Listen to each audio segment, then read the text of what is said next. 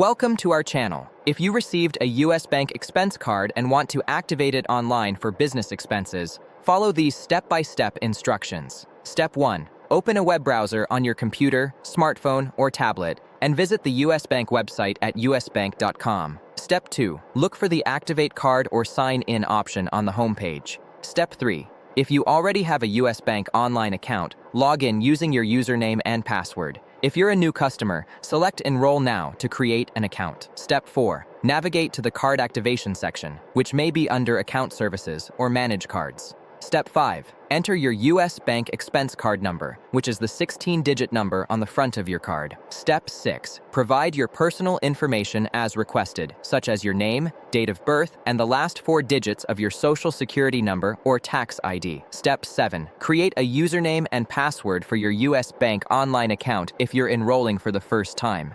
Step 8. Review and accept the terms and conditions by checking the appropriate box. Step 9. Click Activate Card or Submit to complete the activation process. Step 10. Once activated, sign the back of your card immediately for security purposes. Step 11. Your US Bank expense card is now ready to use for authorized business purchases and expense tracking. Don't forget to like this video and subscribe to our channel.